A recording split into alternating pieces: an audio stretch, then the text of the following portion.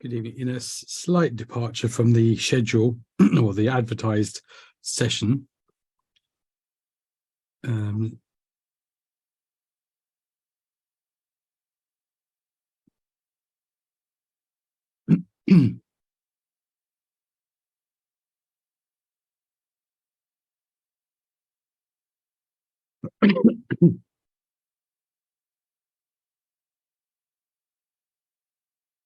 okay, so just a slight departure in terms of where the schedule. This is a subject that comes up. It comes off the back of our consideration of the Corazon case study, which effectively is a company behaving reasonably well. And it gets to the idea that there are problems, but it's not that's not representative necessarily. So today we're going to look at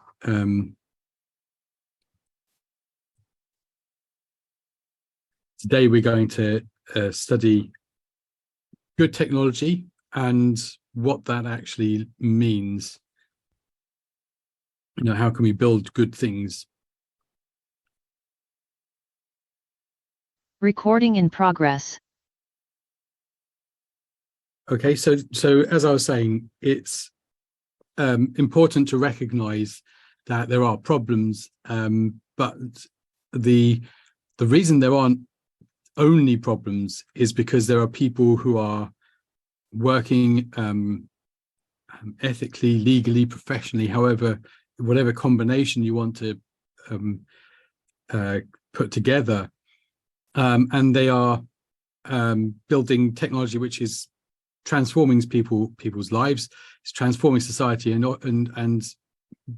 on balance for the better. And so we're kind of taking our view of ethical issues, ethical issues and legal issues and so on. And basically we're taking that and we're going to apply it. So before we get into problems, we'll start with what we can do to start off from a more positive point.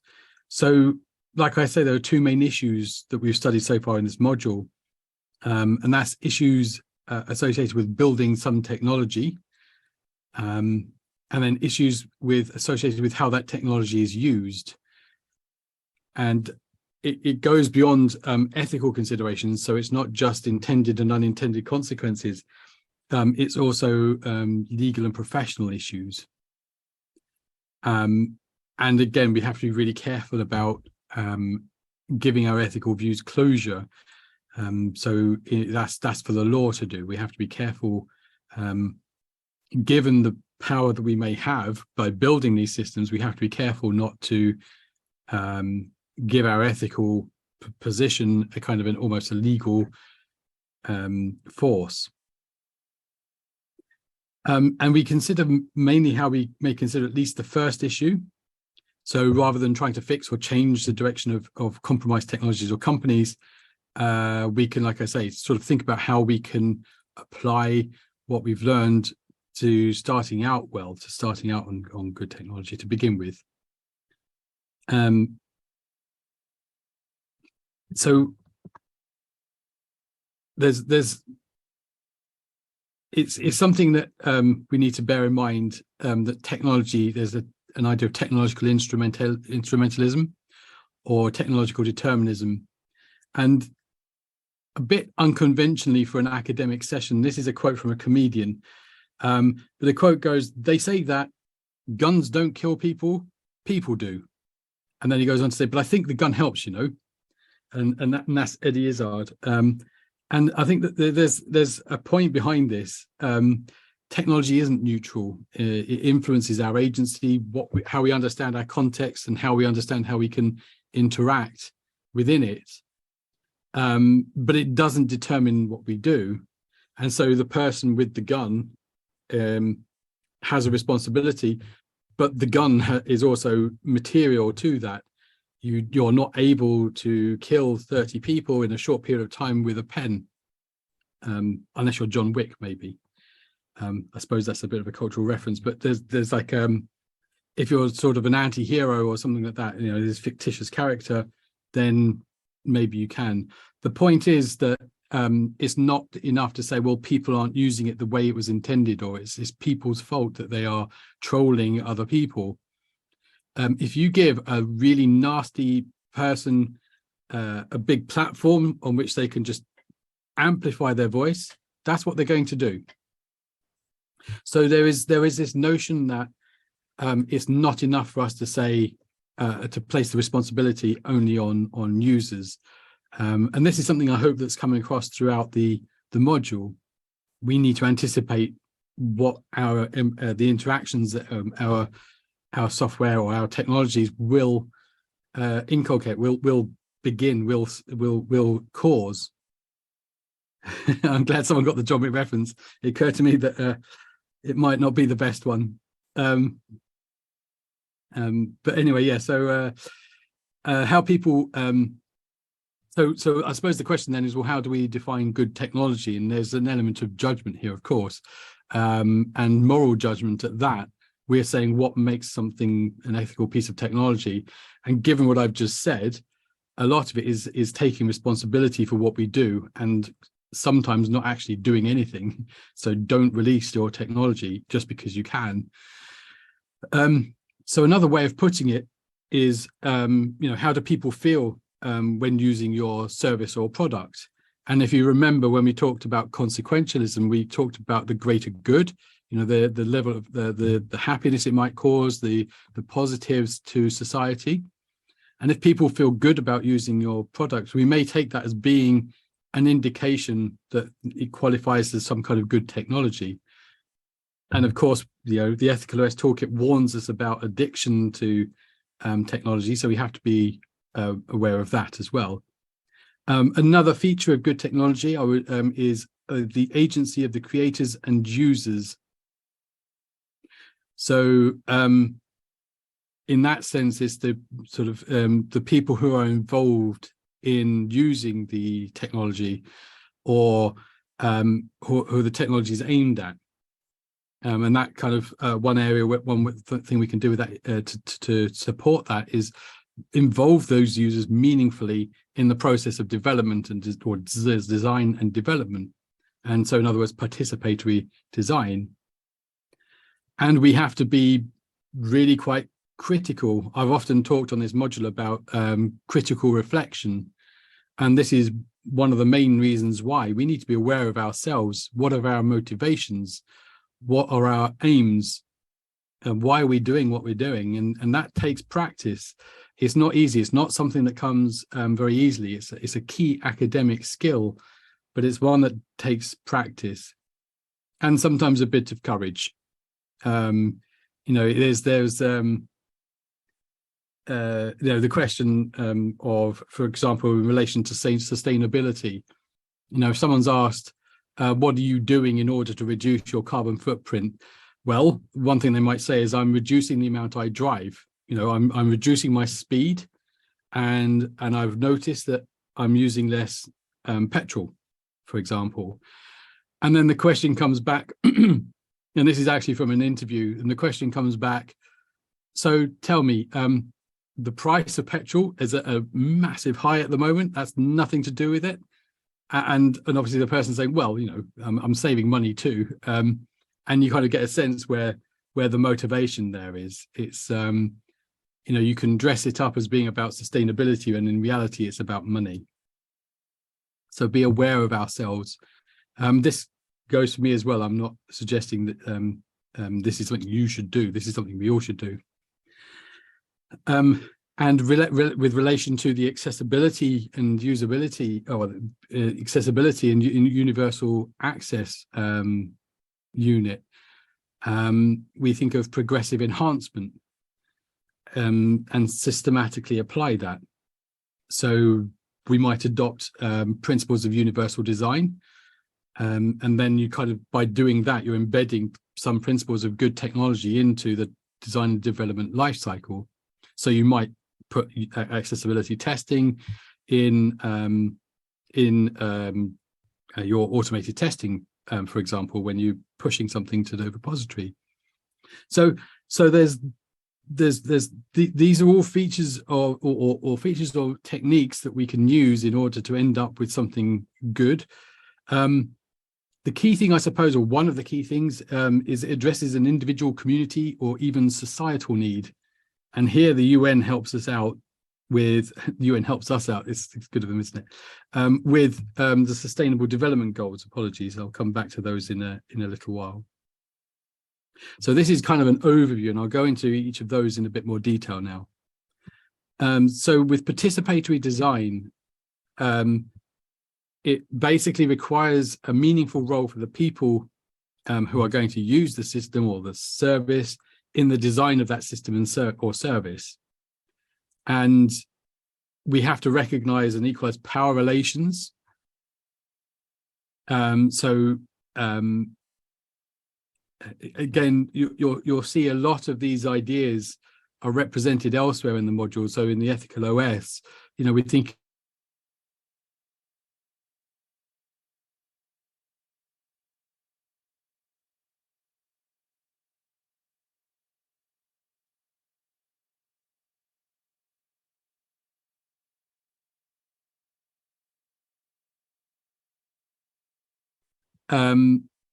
working within their context. So it's kind of almost ethnographic studies, so situation-based actions.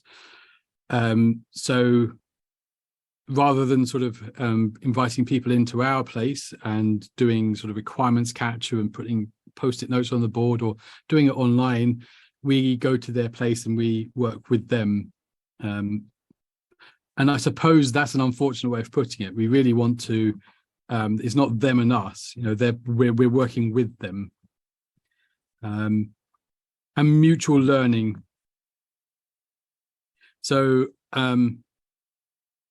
finding common ground, not just between us and users, or people who are using our system, but also the groups of people who might use the system as well. Understanding where there might be tensions. There's always going to be some kind of trade-off.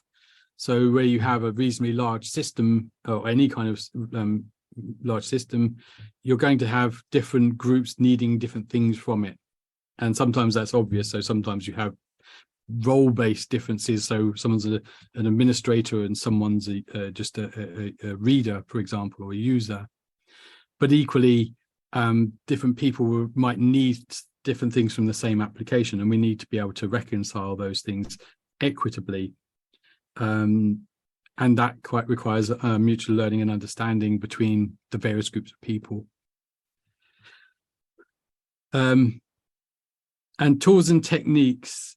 So these are things which actually materially, demonstrably allow people to express themselves. So there are challenges with participatory design, and one of those is ensuring that people have the opportunity to participate, basically. And if you don't have good techniques, or you don't have the tools to do that, then it may risk not being so participatory. You've got to watch also, we talk about the power relationships, you've got to be careful also of not guiding people too much. And there are cultural issues with that. Participatory design does not, you can't just lift it from the democratic context in which it was developed and then put it in a different context and expect it to work in the same way.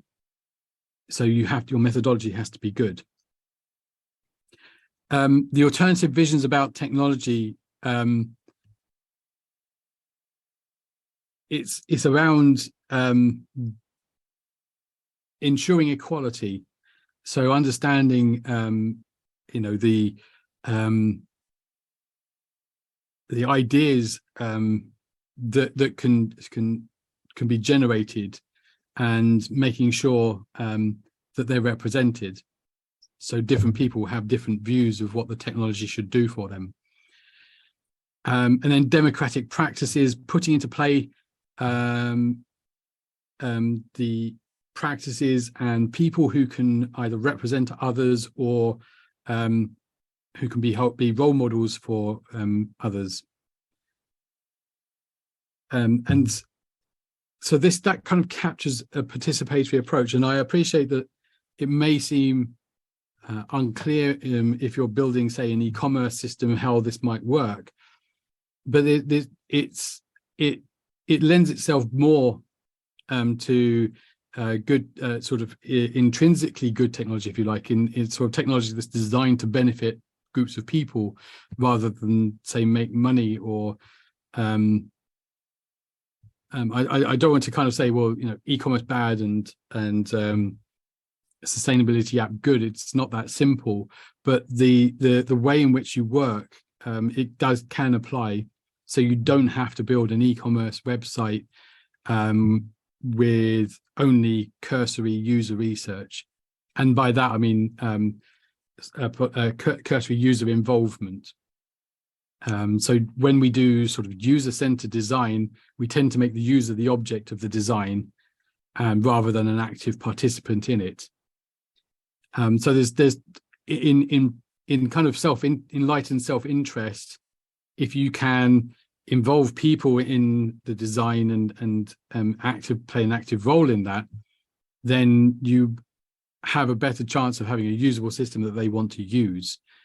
So it does lend itself to a good, healthy usability piece of work. So it's obvious when you're talking about something like we want to provide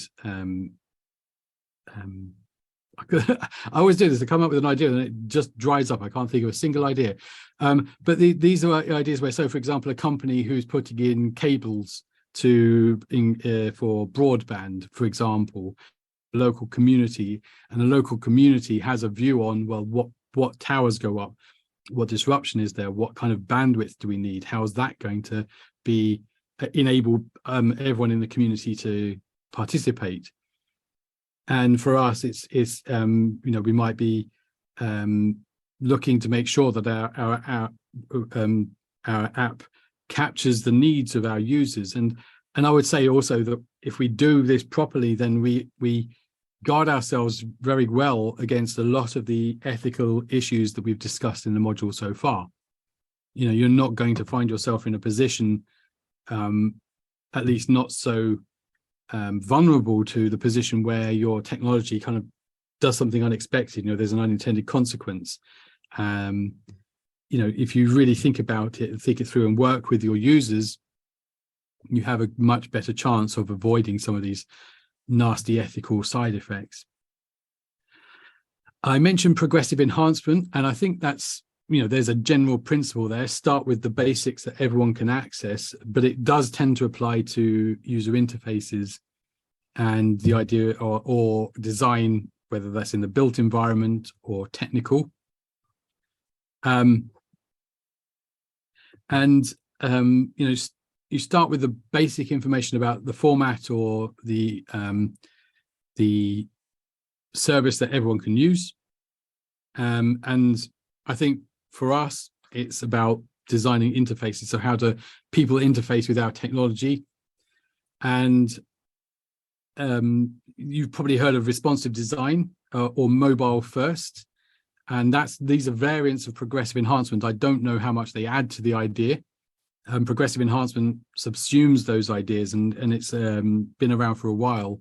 And it's the idea that you start with something basic that everyone can use, and then you progressively add enhancements to the application or specifically to the interface. So you start with something very basic, maybe text and a few links, for example, in a website, and then you would add more interactive elements. But that's an addition. So the additions are not required for everyone. So someone who isn't able to make use of some of the features of your site, for example, we've discussed people with motor skill issues. You know, they might not be able to engage with your really interesting interaction where you're sliding things and clicking on things. But in a progressive enhancement development, you'd have made an alternative arrangement that everyone can access. And so they would be able to access that. So so progressive enhancement, you start with something very basic that's accessible to everyone, and then you build on it. You don't start off by building your rich graphical user interface and then saying, okay, so we need to think about how people who can't use this might interact with our system. It's too late by then. It's much harder, much more expensive to enable people to access when you're at that point. So much of this is in the planning and in the way in which you work, as much as the product. And another way, and this is what I kind of alluded to when I was comparing the e-commerce site, is you can do something which is designed to do good. And I would say that if you do that, then all of the things I've mentioned are key. They are absolutely key to achieving that goal. And you know, it's not intrinsically good if you do if you say I'm going to support one of the UN sustainability goals. It doesn't follow that you're going to build good technology. I hope that's clear from what we've done in the module so far. We've seen how good intentions can end up with really quite horrible consequences. So, but it's a good starting point. You know, you want to build good technology, well, think of a good cause. And something, so you have 17 of the Sustainable Development Goals, and hopefully they are certainly readable. And I'll leave that up there just for a second in case you're not familiar with them. I think there's something important. Well, there's obviously something important about them, but it transcends the idea. You know, it's something important. It's something important in and of itself. Of course, these goals are important as well, but the very notion that they put this all together, I think, is important. And so you know, you can go through the Sustainable Development Goals in your own time, and I would encourage you to do so. And it gives you an idea of again what work is being done. And I've heard someone critique them from a methodological point of view, in that they want targets, and it has to be clear what's being achieved and how we're going to measure it and so on. I think there's more to it than that, but it's an interesting point of view from a systems analyst. So that's the Sustainable Development Goals. I'm not going to start claiming that the work I'm going to demonstrate tonight is intended to support a sustainable development goal. It aligns with it, and I'm hoping it gives an indication of where you can look for good tech ideas. And SDG 4 is quality education, and so ensuring inclusive and equitable quality education and promote lifelong opportunities for all. And in my own practice, I like to think that I'm not going to claim that this is why I'm doing it, but I like to think that this is something I've been working on in my research and in my practice. And that's what I want to go on to next. So we're into the part of the module now where different researchers and different academics are going to be guest speakers and talk about their area of work and the ethical and legal issues that apply there. And if you thought that meant that you were going to get someone different, unfortunately, bad news for you, it's still me. I'm here. I'm going to talk about education and technology. Next week, it'll be someone different.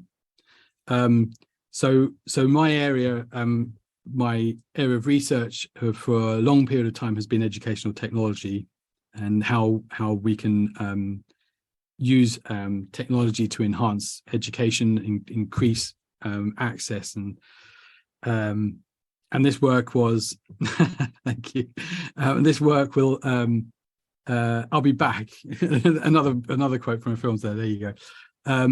The example I'm going to give you is a piece of work we did a few years ago now, but it was reported in an international conference and was published And it is, like I say, it's part of my research. My background is in educational assessment and or electronic assessment and educational technology.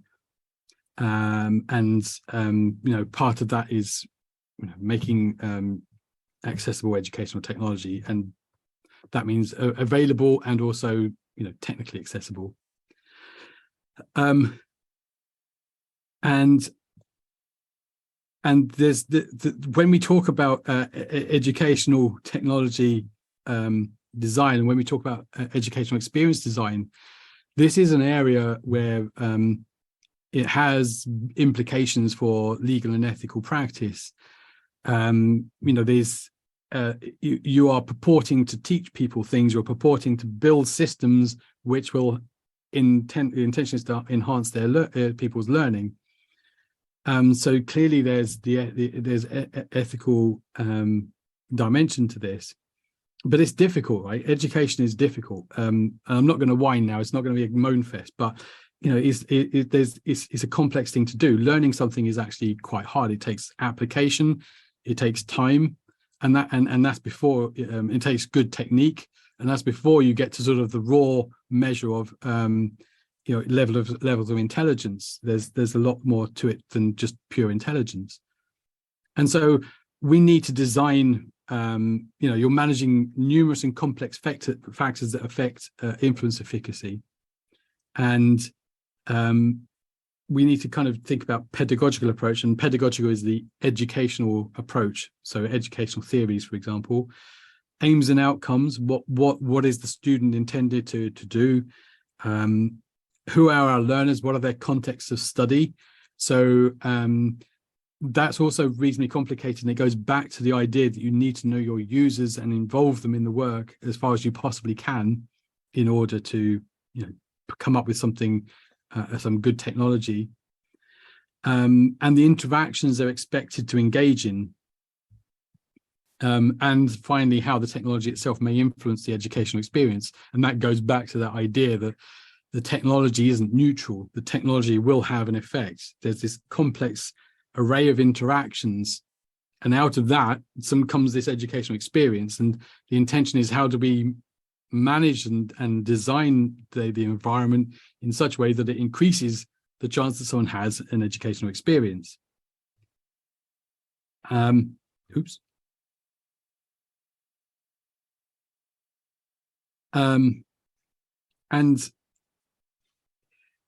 We draw on existing fields. So we go on user. We do touch on user experience more generally. This is by way of a kind of an application of user experience design. So we borrow the theoretical and the technical approaches from both user experience and also learning theory. So in the theoretical side, what should we encourage participants to do? What should we encourage participants in this educational context to do? What does success look like? And should we evaluate it? And that goes beyond, well, there are ethical dimensions to that. So we talked also about the sort of the requirements for research studies at the university. You need to have ethical support, ethical clearance before you can do these things. And so you need to take that into account with any research study. There's also the ethical question: what if when you have like an empirical study where you have a control group who aren't given a treatment, and then you have the experimental group who are given the treatment, and then you compare results. It's done all the time in medicine, and that's one of the reasons medicine's come along so much. Is it's a really effective technique for understanding which is more effective. And there's this notion that you shouldn't do that in education, which I think is odd, because medicine deals with people's health, and it doesn't get much more serious than that. And education is, of course, a serious undertaking, but it's not like someone's health. Anyway, the point being that should we evaluate it and if we do, how should we evaluate it? And I think it's entirely ethical and possible to do that kind of study for what it's worth. As always, careful design is the key. And so from the technical standpoint, we draw on user experience design, user-centered design, and you know how we talked about where with with deceptive UX patterns, where you're trying to get a user to do something that they don't necessarily want. It's for the benefit of the company, but not for the benefit of the user. Well, this is the kind of idea where it comes from in reverse. So what we're trying to do is we're trying to lead participants to behave and do things which are more likely to lead to a positive educational outcome. So we nudge people in order to help them learn. We're not trying to sneak something into their basket. We're not trying to get them to accept our useless email newsletter, but we are using the same techniques for a positive purpose. And indeed, most of the time, that's what people are doing with these techniques. This is why deceptive UX patterns stand out as the way they do.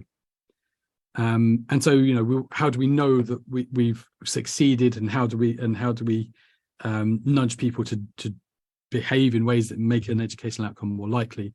And I hope this will become a bit clearer when I give the example. And broadly speaking, we think of, I would say one of the first things, and this is something that Mariana really led on, was the idea that we have as much influence over affective components of education as we do over cognitive. So we can teach you things, and we can and you can learn them, and we can teach them in certain ways that enhance your learning or make learning more effective. But we have some influence over that, but we also have influence over the affective. So how you feel about your education, how you feel about your studies is critically important to the extent to which you might succeed. You know, if you start off thinking, I'm not going to be able to do this, then that makes it that much more likely that you will not be able to do something. And so the task of someone designing educational technology is to first start with the emotional aspect, and hence user experience. You know, that's key. And that was Mariana's insight in terms of our work. You know, it was how we need to focus on that. And the work I'm going to show was largely focused on not on cognitive ability, not on practical the actual intellectual part of the work, if you like, but the emotional, the affective part of the studies that people are engaging with. In particular, it's about programming, which I'll show you in a bit. And so we kind of think in terms of an educational experience being emotional, substantial, integrated, consequential, and contextualized. I won't bore you with the details of all of that. It's not directly pertinent to our studies here, but it's a context. It's important. It's an important context. The key thing to take away from this is the emotional part of the design. Okay. And so you start with the user, so learner research. Who are our learners? What's their context? I've mentioned that before. And we have done some participatory design, and we have done usability studies in order to see how people work with or students interact with new learning materials, new designs, and so on. That's important. If you don't know who your users are, if you don't know who your learners are, then how do you ever know what they need and want, and who you therefore building the system for? And then you distill it into personas, scenarios, requirements, all of those things that go into sort of the development life cycle.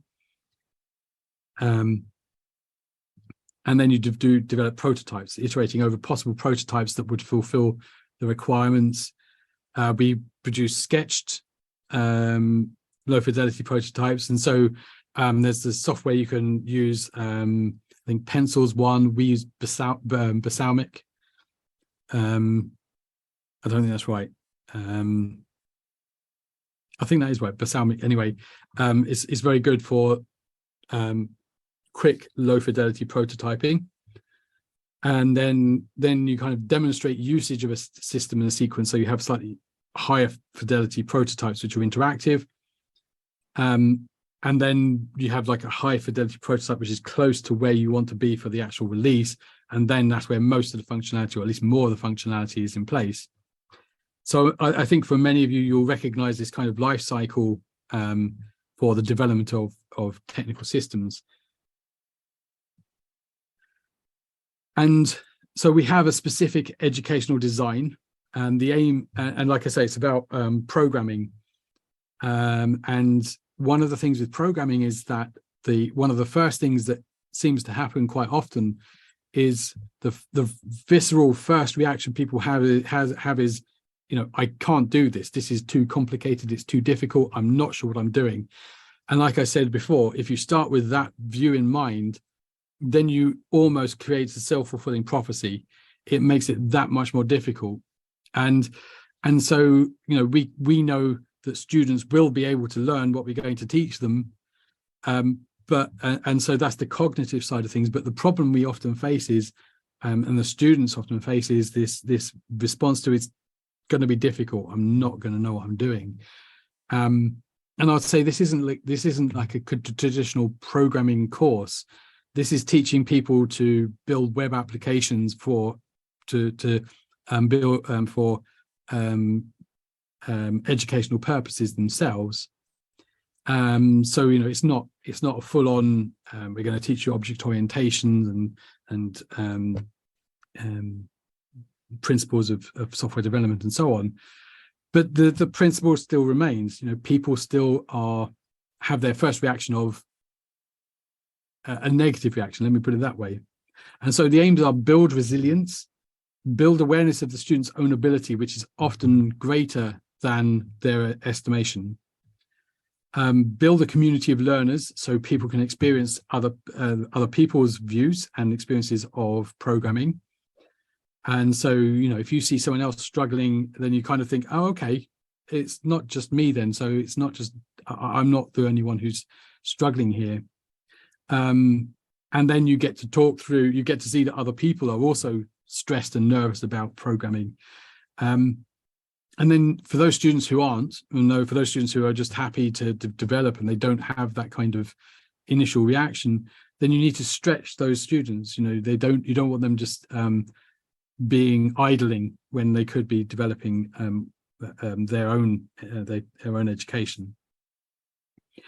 And fundamentally, the intention behind this design that we were putting together was to get everyone to core technical competencies that would enable them to apply themselves to e-learning development components of the module. So like I said, this module was about developing e-learning systems.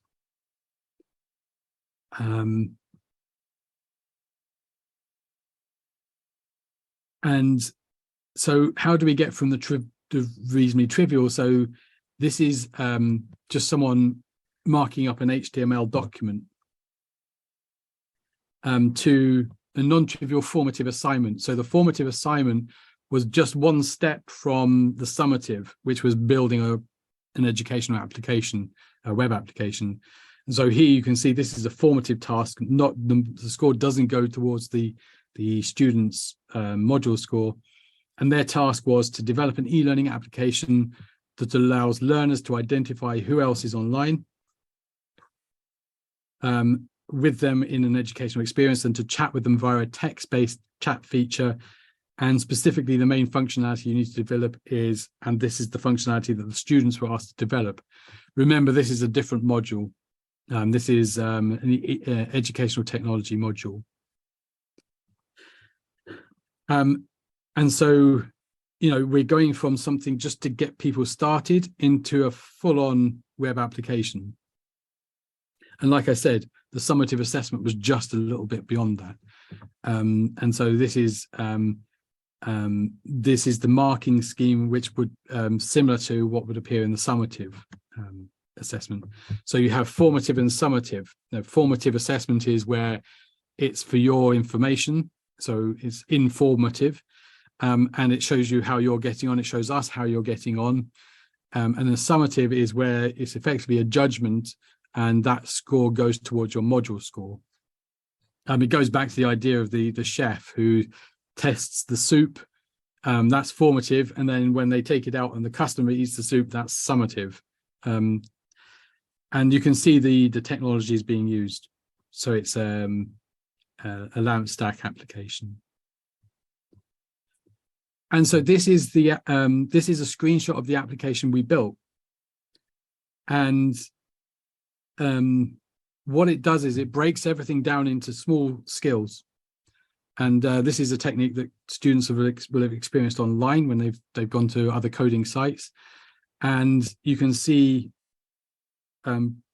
progress as well. So you can see your progress and then the different technologies, and you can see that's I think you can probably see that's 100% complete, and then obviously HTML is not quite complete. And so at a glance you can see your progress. And crucially, this is the bit where we talked about sort of being aware of other learners. This is the group progress on the same skill set. So these are skill sets. Each of them contains a number of atomic skills or small skills, although one of the criticisms of students was that it weren't atomic enough. And then you have the group progress. So you can compare your I'm 100% done in all of these with the group being 55, 39, 37, 44. So it gives you a good sense of your progress. One of the things we don't want to do is to lie to the students. We don't want the student to tell the students everything's going to be fine, it's all good, don't worry, when they need to be acting in their own interest. So in other words, we start off with the idea that there's this affective dimension we need to work with, but the students do need to show agency and develop them, work through the skills themselves. So they do need to understand. They do need to understand, other members of the team's progress, other members of the group's progress.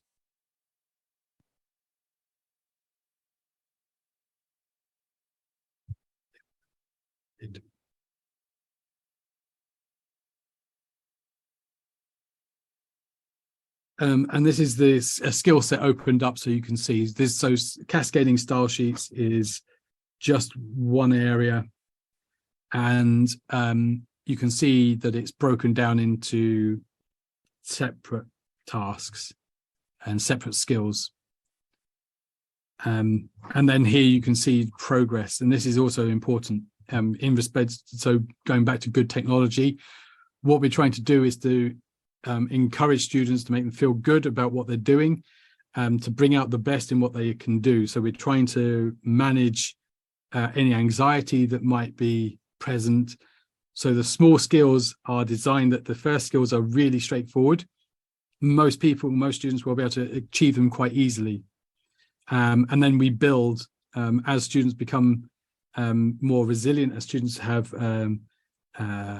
feel more efficacious, they feel more they can do more, then the complexity builds. But at the beginning, it's easy to tick off skills, and we encourage people.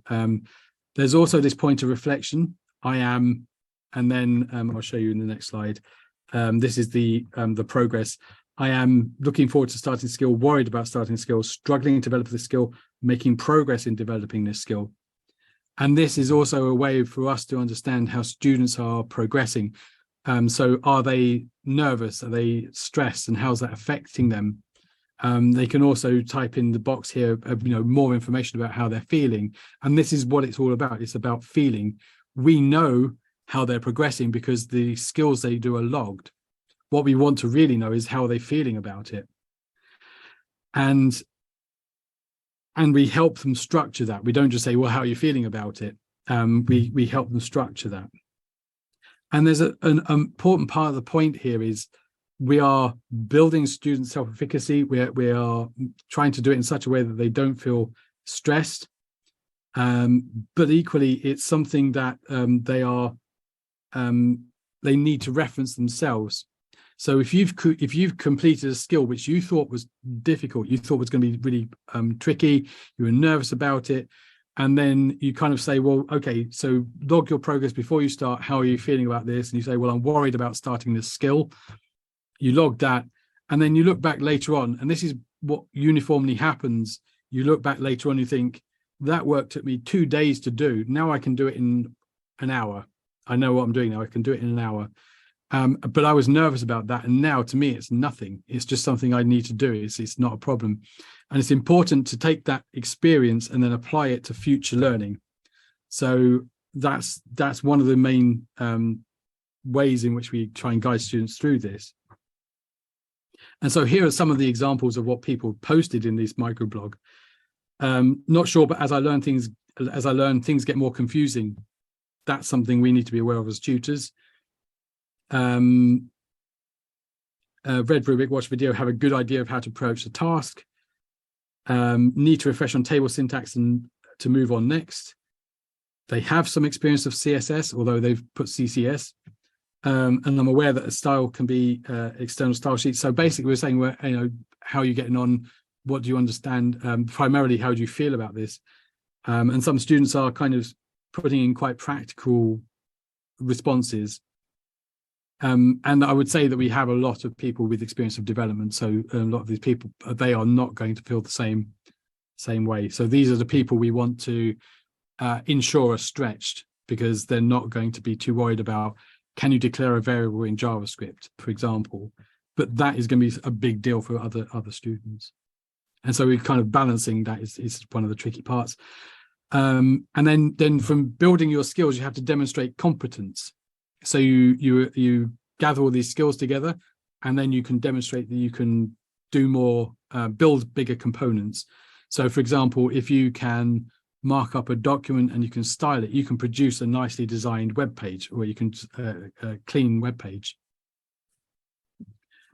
I won't dwell on this, but I hope you're seeing the way in which we're trying to make this inclusive, the way in which we're trying to support students in developing their sense of self-efficacy and becoming more resilient in their future work. And here with peer review, students are also understanding better how other students are experiencing the work, again, which is crucial. One of the things we wanted to absolutely avoid was students being isolated. So students can use this system in any way, in a whole range of ways. So if they are really nervous about other people and they have anxiety about social anxiety or anything like that, the way in which they can still interact with others, but they're protected by the system. They're not directly involved, they're not directly discussing their work with others, but yet they still benefit from that peer review. They still have awareness of the other students because they see the percentages that the other group have got through. And what we're doing is we're looking at our learning community, which effectively is just a community, and we're identifying different groups. We're identifying people who are going to be really stressed about coding, and to the extent that they won't start until it's too late. They'll put it off and put it off and put it off, and then say, I have to do it now. The level of stress will go through the ceiling, and they will have all this anxiety that makes it nigh on impossible for them to catch up. And so we're kind of making sure that people start early, start small and build up. And then we also have professional developers in that group. And so we're also trying to involve them in, like I said, peer review, supporting other members of the group, but also stretching them so they can go very quickly through the skill sets and move on to competencies and so on. So we're taking account of all the group. I am sorry about this. This is a live stream I did. I don't like seeing myself, particularly when I'm younger. But anyway, so this is the competency. Thank you. Yeah, about me CSS. So basically they're building a about me page. And here you can see the peer reviews that have been conducted on this dummy site, this dummy account. Peer reviews, review complete, so you can see it show the reviews. The competencies that this student has submitted for the reviews. This is just a live stream that was done. And you can see that I have not moved. I'm in almost exactly the same spot as I was then, like 3 or 4 years ago. Anyway, I was more like 5 years ago, my goodness. Anyway, so you can see the competencies that you can click through to, and this is the about me competence, and you can see how the peer review is going. So up to here, the the student submits, and then they have a reviewer assigned, and they're told they have a review complete, and then they have to complete a reflection on the review. So it's this whole process.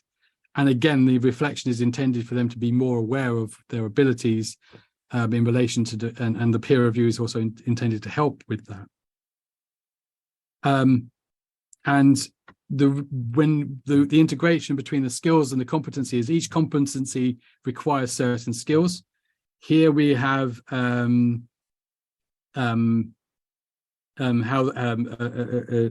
competency which requires the skill of producing semantic markup, distinguishing between element and tag.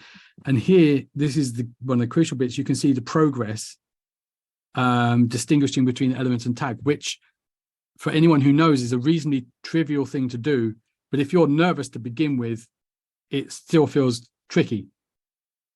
And so what you're doing is, what you're saying is, you know, someone succeeds in this, and what they're doing here is they're saying this is their progress. So they start with nothing because they haven't started. They say, okay, I've progressed here, and then they've gone back. So they've said, I've actually gone back. I've made a mistake. I've not understood, and then from that they've quickly understood and completed the task. And this relationship is crucial. This shows that, you know, I've struggled and I've taken a step back, but now I've achieved that aim. I've met that skill. And here you can see the comments that they've made. And that will be along the lines of, you know, if you can imagine a student saying, I don't get it, I don't understand. And then they go back one, and then they say, oh, wait, I do understand. I know, now I get it. You can see them progressing. And the important thing is that they see that relationship. They see that they struggled. They see that they overcame. And then, you know, the intention is, well, if you did it then, why not now? And then this is just about submission. This is just the submission stage. So this is from the students submitting. So they're still developing it.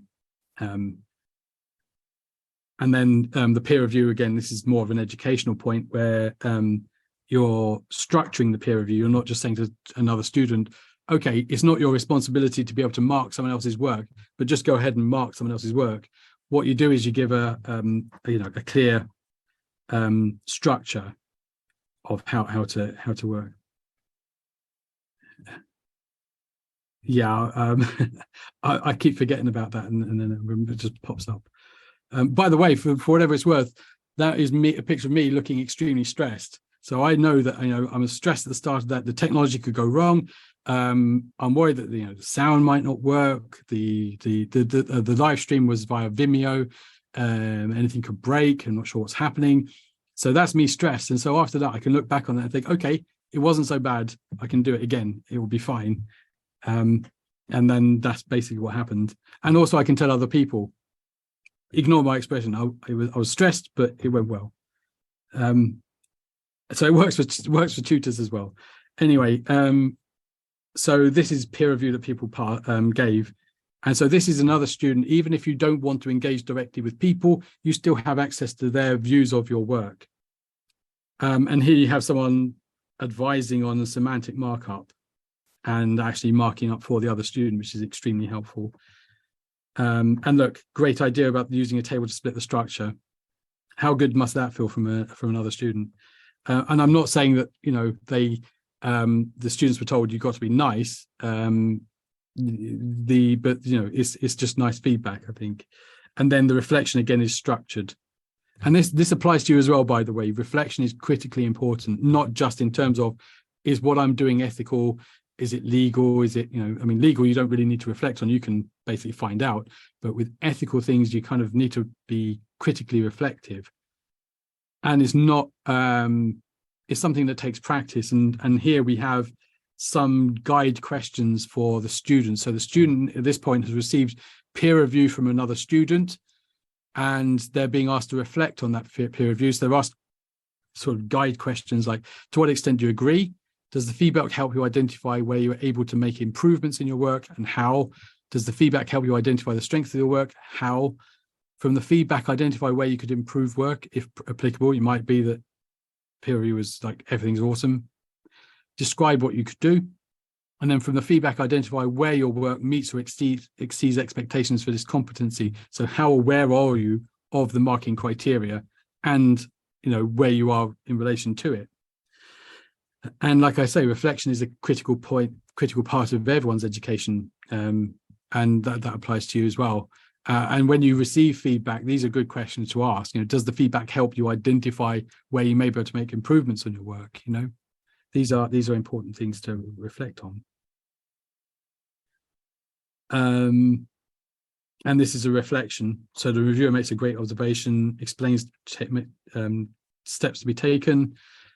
And so just to recap and go through the full sequence, what we did, our mission and our aim was, we know that students get anxious and stressed in our community, get anxious and stressed about programming, even when it's not the kind of programming you're doing in sort of your standard programming modules where you're learning about paradigms and good coding practices. Even here, students were stressing. It was causing them to put things off. It was causing them to leave things too late, and they weren't learning enough. This was designed to kind of address that. So we know they have the capability, but we know they also are too stressed sometimes.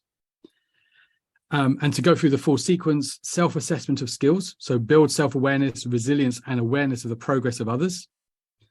Peer review of core competencies, so again, awareness of the progress of others, critical evaluation of their work, and self-awareness, because they're also giving peer reviews to other people, of course.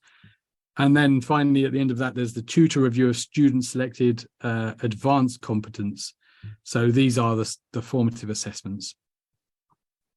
And video feedback. We gave video feedback for that.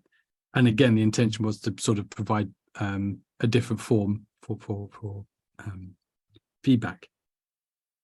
And then they can go on to the development themes relating to the module. I haven't really got time to go through this. I'm not sure how much I've got of it, but basically it was a pilot, so our results were indicative. We didn't have enough students going through to really kind of say anything definitive, but we got a lot of useful feedback. And that was the work. So just to recap, this session is about good technology, and it's not just about the sustainable development goals, but that helps. If you're building that kind of thing, that kind of technology, it does help. If you're building if you want to build good technology, that's something you can do. But it equally applies if you're building an e-commerce system, a business-to-business system. These things still apply. At that point, I will take questions and stop recording. Recording stopped. Okay, so that's an example.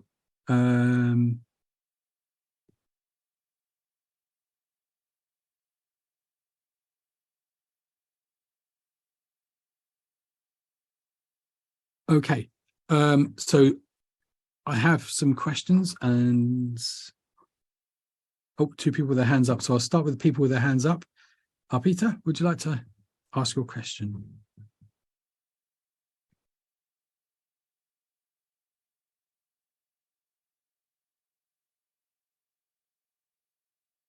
Okay, Saba. Oh, I think you may have changed your mind.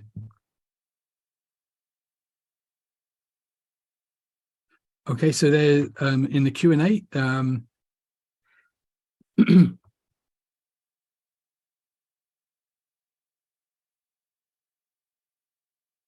there's a question which is specific, and I will respond by email as soon as I can. When will you get the grades for the assignment work from last week? That's going to be within the standard 4 weeks. We'll aim to get it done sooner, but it was within the standard 4 weeks. And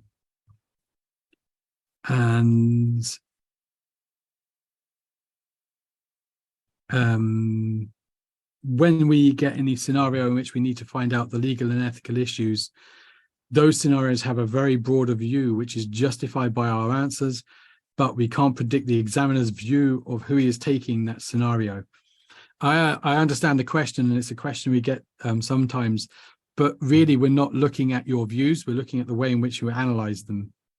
So I've seen responses to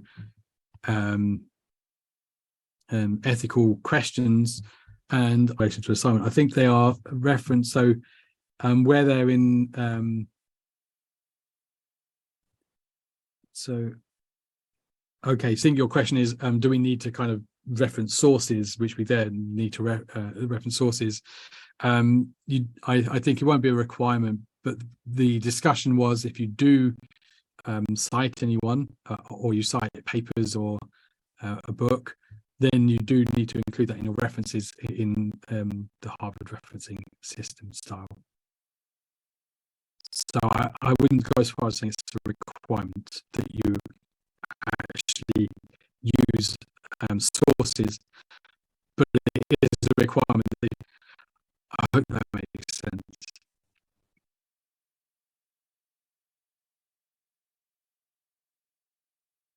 Does that answer your question, Mike?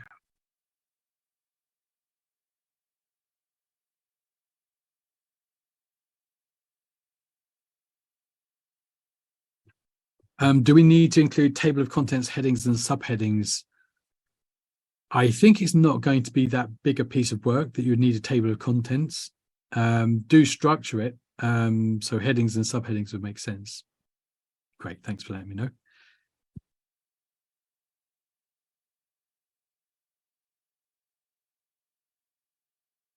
Yeah, and just to reiterate, if you were unwell or you had exceptional circumstances that prevented you from joining the assessment, then you need to submit. I think it needs to be. It needs to be on. It was a timed test, so it needs to be very soon after. I think it's within 24 hours.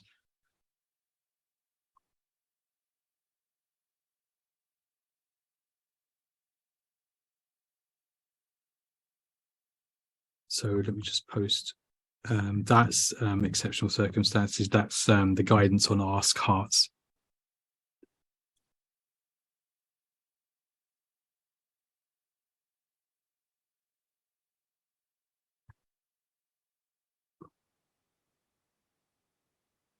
Okay, are there any other questions? Feel free to put your hand up and ask the questions, although we seem to have that situation where people are putting hands up but either not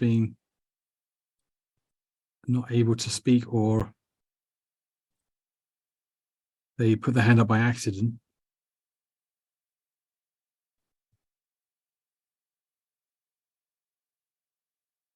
Okay.